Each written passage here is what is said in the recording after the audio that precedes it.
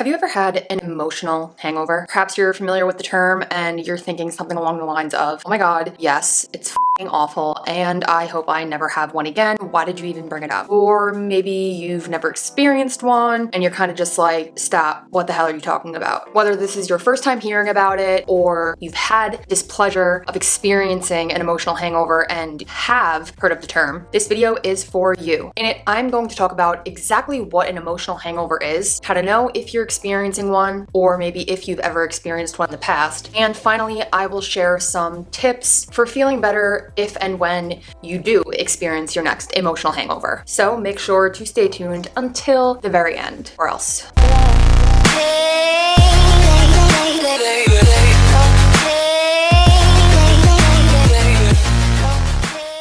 Hi everyone, I am Allie K. Campbell. This is my YouTube channel, formerly known as Young, Dumb, and Sober. My content is all about getting real, having fun, and living sober, in no particular order. More often than not, the videos on my channel have a bit of a queer touch and a bit of a neurodivergent touch, because that is me. If any of those topics seem interesting to you or you'd like to get this type of content regularly, go ahead and click the subscribe button and we can be friends, parasocially, of course. Before I get into the topic of emotional hangovers, which I feel is important to note that anybody can experience an emotional hangover. It's not just for people in sobriety. I do want to give a quick shout out to all of my patrons for throwing their support behind me and keep me encouraged and doing what I'm doing here. Thank you, Naomi, Beth, Anna, Pam, Patricia, Rachel, and Tom. I appreciate you guys more than you know. Okay, so what is an emotional hangover? Let's think first about what a traditional hangover is. Unfortunately, we all probably know what that feels like. Although everybody's traditional hangover manifests a little bit differently depending on a number of factors. Their chemical makeup, personal history, how much they drank, if they did drugs the night before, which substances they used, which type of liquor they drank.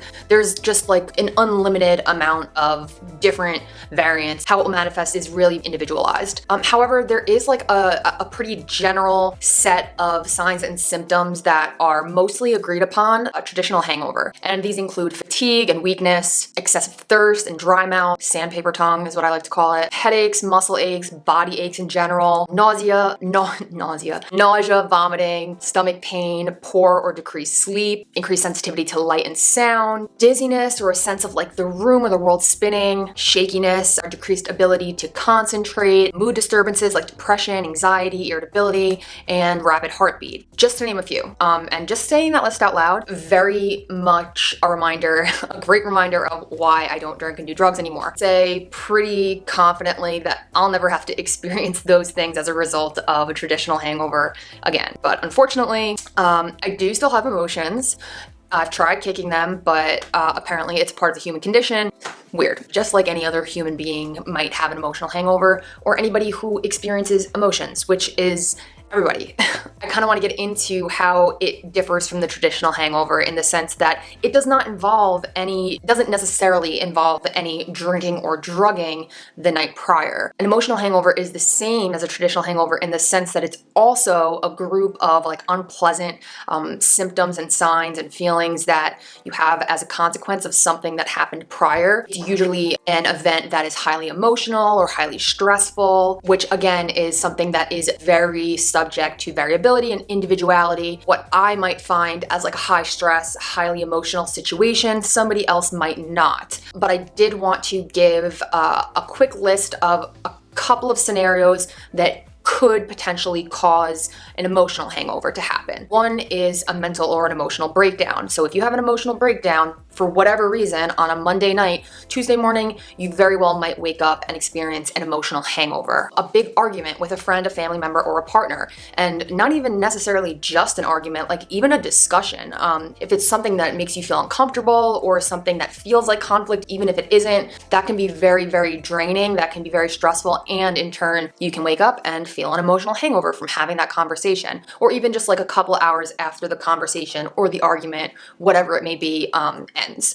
An unfortunate loss, meaning the death of somebody, a breakup, any kind of loss that you can be very emotionally strong. Just from my own personal experience, like if you're an introvert and you spend a lot of time in a public space or like a very active social setting, like that very much can create an emotional hangover. Or if you are somebody who's sober and you spend time with people who are particularly triggering to you in terms of maybe they drink a lot, or they overdrink, or they drink at all, or maybe they do drugs, that can cause an emotional hangover. Like whether it's early sobriety, late sobriety, it doesn't matter. It's totally possible. If you're a queer person or you're a neurodivergent person like myself, masking when you're in social situations can be very much a pathway to an emotional hangover. Situations where you're trying to present as straight, or you're trying to present as cis, or you're trying to present as neurotypical, that can be very, very exhausting, and that can lead to an emotional hangover too. I can't speak from this perspective personally, but I would also imagine Black, Indigenous people of color also could experience emotional hangovers after time spent in situations that are centered a lot around whiteness. The point here is that there are an unlimited amount of situations that can lead to an emotional hangover, and again, it's always going to be based on the individual. If I were to like name all of the possible things that can lead to an emotional hangover, like we'd be here all day. Let's get into how would you know if you've ever experienced an emotional hangover? How would you know if you're in the middle of experiencing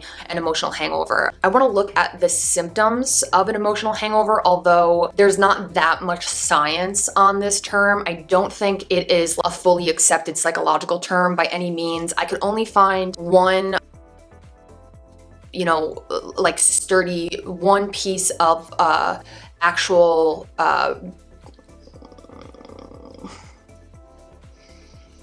I could only find one study that felt even legitimately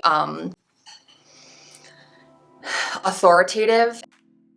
And it was done by researchers at NYU, and I will put that in the description of the video. The symptoms that I'm going to be listing are actually based off of the people on my Instagram who answered questions about emotional hangovers. They explained to me in 1 to 3 words how they would describe the feeling of an emotional hangover. I'm unsurprised that there was a lot of crossover. I think it's safe to say that these are like pretty telltale signs. So if you've ever felt these signs after experiencing one of the situations I previously mentioned, or just any like very emotionally volatile situation, what you would consider to be emotionally high or stressful, then yeah, you may have already experienced an emotional hangover. They can be a clue for in the future if you're wondering whether or not you're going through one again, or if you're going through one for the first time, or maybe even if somebody else is going through it and you want to kind of try and help them through it. So of the people who had heard of the term emotional hangover, which was 83% of people, that's pretty high, 91% of those people have experienced one. And this is how they described it. Keep in mind, I did group similar terms and phrases together to make the list more concise. The biggest one was drained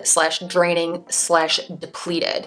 Next is anxious and unsettled, weak, exhausted, fatigued, inability to socialize or confront others, like this need to isolate, feeling very vulnerable, feeling overwhelmed and ungrounded, foggy. Somebody just said brutal, and somebody else said decomposing, which I thought was really interesting too. And a lot of that coincides with what a traditional hangover can cause too, which is very, very interesting, which makes sense as to why they're both called hangovers, right? Also, shout out to the people who answered that poll question with things that were just like absolutely impossible to categorize, like simply f my life. That was the 3 words they used to describe an emotional hangover. And then somebody else used the 3 words sugar, honey, iced tea, 4 words. And yeah, that's amazing. Thank you for that.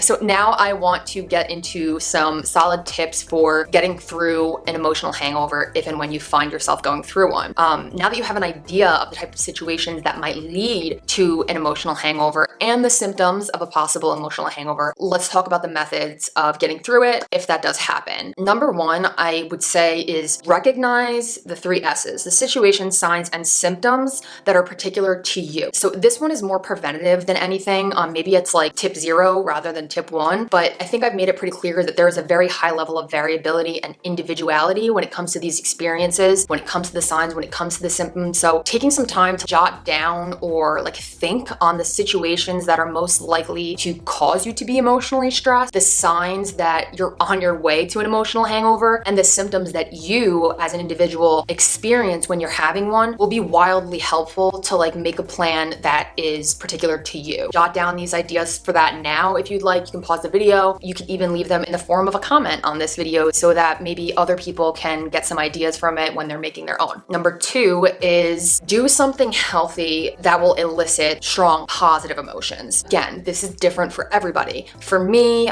some of the things that help me get into a highly positive emotional state is like strenuous workout. Even if it's super short, a session of like 100 jumping jacks is really helpful to get me out of that place and into a different place. Listening to high energy music for me, like EDM or even like corny pop music, like that helps me to go into a better mood.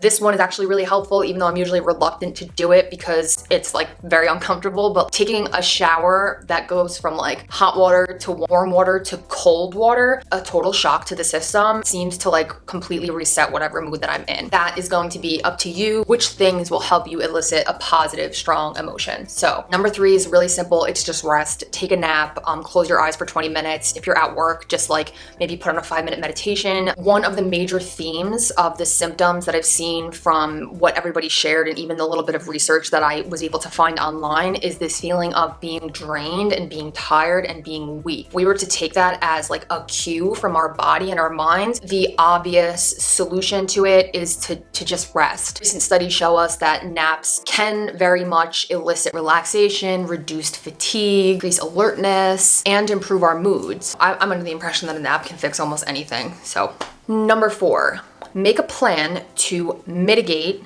the chance of you re-entering the situation that led to this emotional hangover in the first place. Having a sense of control over our lives is very helpful in making us feel like we have a sense of control over our lives. Planning something like this is not always the easiest thing to do, and you might not feel like ready to do that while you're in this smack in the middle of an emotional hangover. Again, it depends on the person, but it could be really useful to speak with like peer support or a therapist or like a sober network person or a friend about ways that you can, try to mitigate the amount of time that you would spend in this situation. Sometimes that's impossible. Like sometimes the situations that cause you to have emotional hangovers are unavoidable. Like if you have a very tumultuous relationship with your roommate and you see them every day and there's no way that you can completely avoid them. So it might take a little bit more planning, whereas other situations are a little bit more avoidable. Like say you realize that you have an emotional hangover every time you hang out at a bar even though you're sober.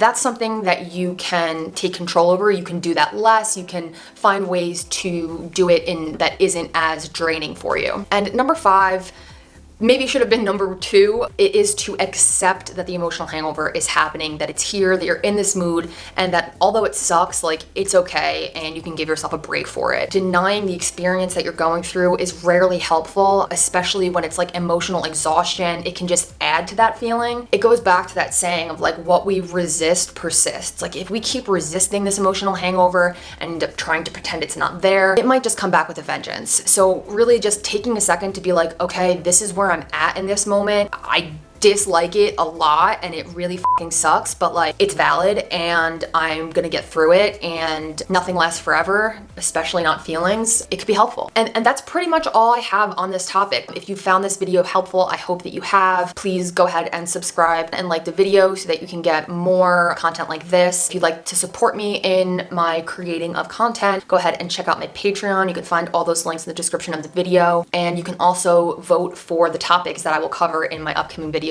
with the Patreon status. So it has been fun. It has been real. It has been fun, and it's been real fun. Thank you guys so much for tuning in. I will see you next time. Bye.